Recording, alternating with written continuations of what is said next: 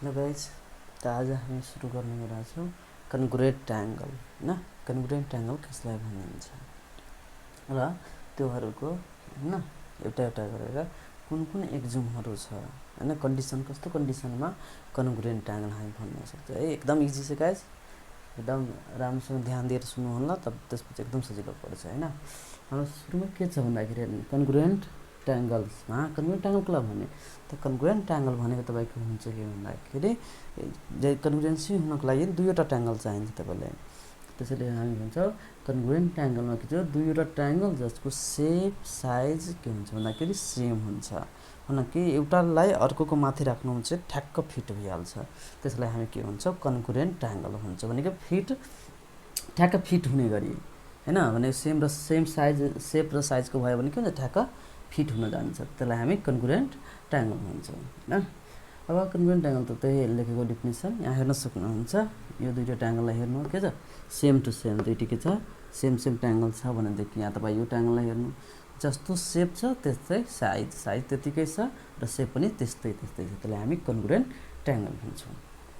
अरु कुरा हाम्रो अब कन्डिसन अन कन्ग्रुएन्ट ट्रायंगल हो कन्ग्रुएन्सी हैन। कन्ग्रुएन्ट कसरी हुन्छ कन्डिसन दिएको छ त्यो कन्डिसन हामी पढ्छौँ। त पहिलो कन्डिसन हाम्रो के छ भन्दाखेरि पहिलो कन्डिसनमा हाम्रो छ हैन यस यस यस यस यस एक्जुमबाट कसरी कन्ग्रुएन्ट हुन्छ।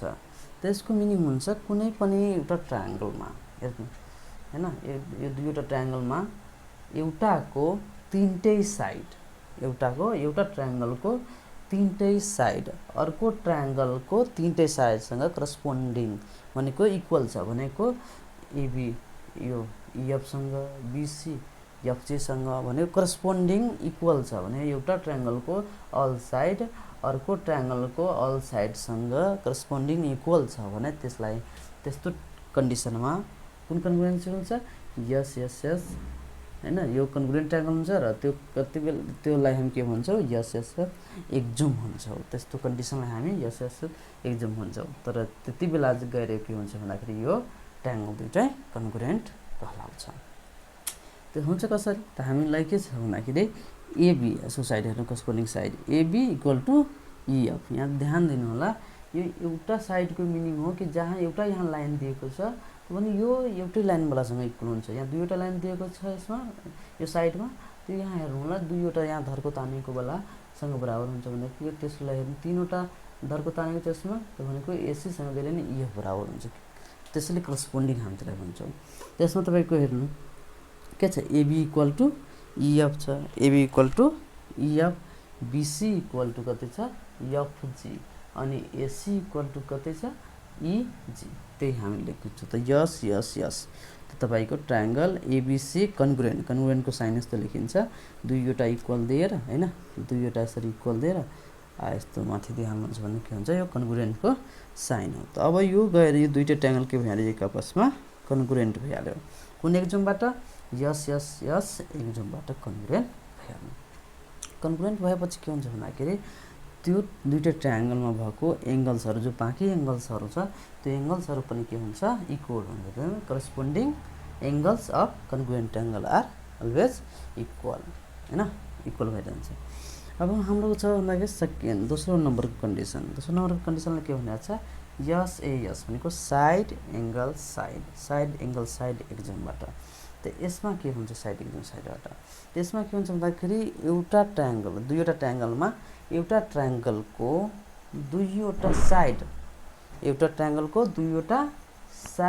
र त्यसको बीचमा बनेको एउटा एंगल एउटा ट्रायंगलको दुईवटा साइड र त्यसमा बनेको एउटा एंगल यदि रेस्पेक्टिभली अर्को ट्रायंगलको सेम दुईवटा हैन साइड र त्यसको बीचको एंगलसँग यदि बराबर छ भनेदेखि इक्वल छ भनेदेखि त्यतिबेला हाम्रो कुन हुन्छ यो ट्रायंगलहरु कन्ग्रुएन्ट हुन जान्छ।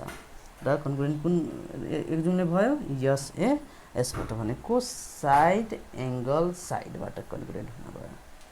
यतिबेला हाम्रो के हुन्छ भन्दाखेरि यो ट्रायंगलमा हेर्नुस् यो ट्रायंगलमा के हुन्छ एबी हैन एबी इक्वल टु के छ इएफ छ हेर्नु एबी इक्वल टु इएफ छ।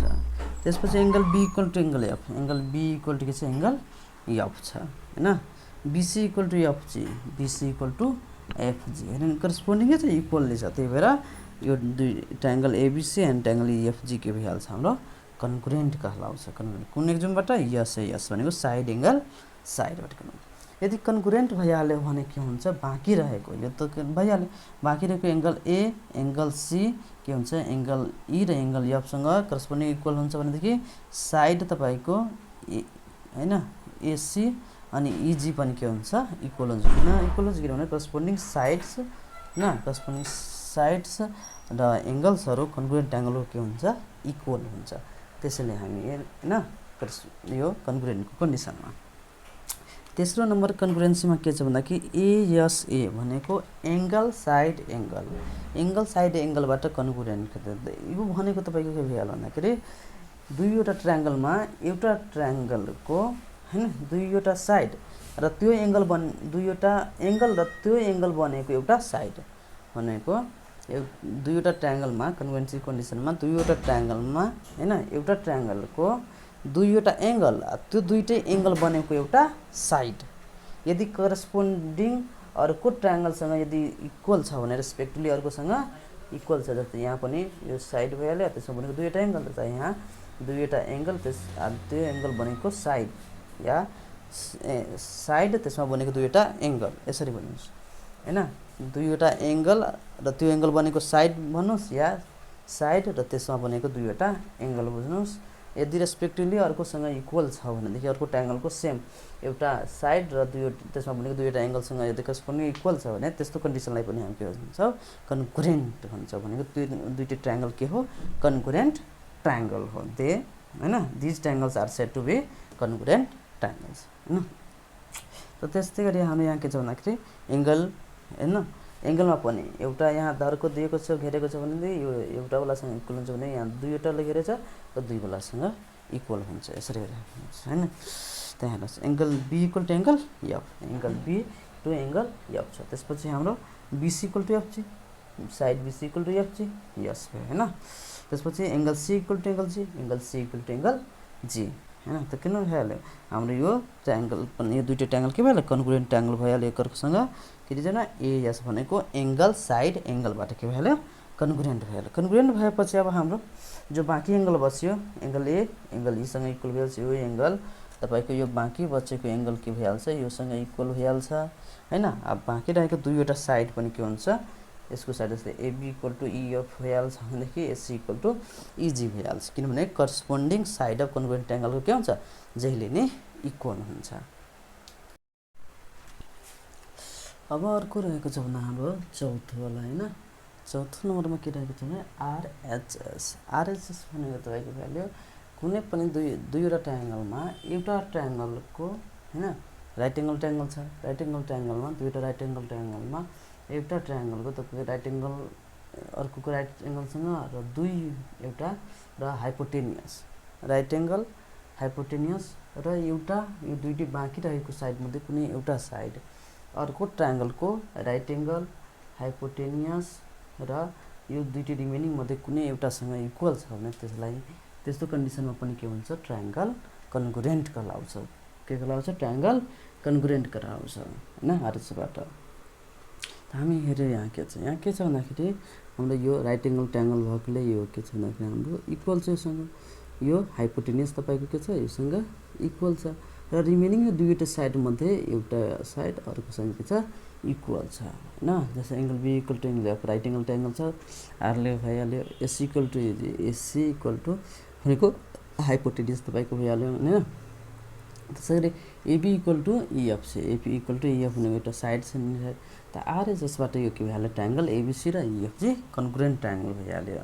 એટલે कन्कुरेन्ट ट्रायंगल भएपछि यसको करस्पोन्डिङ एंगल र साइडहरु पनि के हुन्छ भन्दाखेरि अलवेज इक्वल हुन्छ हैन। यो चौथो नम्बरमा चाहिँ पाँचौं नम्बर हाम्रो के छ भन्दाखेरि एएएस या यस एए भन्छौं हामी यसलाई भनेको एंगल एंगल साइड या साइड एंगल एंगल न। यो कन्डिसनमा के हुन्छ भन्दाखेरि दुईवटा ट्रायंगलमा एउटा ट्रायंगलको हैन दुईवटा कन्टिन्युअस वाला एंगल हैन कन्टिन्युअस वाला एंगल र त्यसमा त्यस बाहेक भनेको यो सँग रिलेटेड यो साइडमा नभएर यो दुईटै साइड मध्ये कुनै एउटा साइड यो दुईटै साइड मध्ये कुनै एउटा साइडसँग यदि इक्वल छ भनेको एउटा ट्रायंगलको दुईवटा एंगल कन्टिन्युअस वाला एंगल भने यो त यो या फिर यो हुन सक्छ हैन कन्टिन्युअस हुनुपर्छ हैन दुईवटा एंगल र त्यो एंगल बनेको साइड बाहेक भनेको यसमा बनेको छ यो दुईटा एंगल बनेको साइड बाहेक यो साइड या फिर यो साइड अर्को ट्रायंगलको हैन सेम दुईवटा एंगल र अर्को ट्रायंगलको सेम त्यही साइडसँग यदि इक्वल छ भने त्यो कन्डिसनलाई हामी के भन्छौँ एएएस भनेको एंगल साइड हैन एंगल साइड के भयो एंगल साइड इक्वल यो प्रोसेसलाई हामी के भन्छ यो कन्डिसनमा ट्रायंगल कन्ग्रुएन्ट हुन्छ र यो एक्जुमलाई हामी के भन्छौँ एंगल साइड या साइड एंगल भन्ने गर्छौँ। अब कुरा रह्यो हाम्रो के हुन्छ भन्दाखेरि angle B equal to angle F angle C equal to angle G side AC equal to side EG हाम्रो भइहाल्यो अनि त्यसको तरफ के भइहाल्यो ट्रायंगल एबीसी र ट्रायंगल ईएफजी के भइहाल्यो हाम्रो कन्ग्रुएन्ट ट्रायंगल भयो एएस एंगल साइडको आधारमा र बाँकी भएको उसको जो करस्पोन्डिङ एंगल्स हुन्छ करस्पोन्डिङ साइडहरु हुन्छ त्यो पनि के हुन्छ भन्दाखेरि हाम्रो सबै इक्वल हुन्छ। गाइज कस्तो लाग्यो च्याप्टर अनि कमेन्ट गरेर भन्नु होला लाइक गर्नु होला र सब्स्क्राइब नै च्यानल गर्नु होला हैन अगाडि यसपछिको च्याप्टर जो सोलुसनहरु छ हामी अगाडि अर्को भिडियोमा हाल्न पर्छौं त्यसैले बेल आइकन पनि दबाइदिनु होला ताकि तपाईलाई पछि गएर भिडियो हाल्छु त हैन नोटिफिकेसन आउँछ। Thank you guys.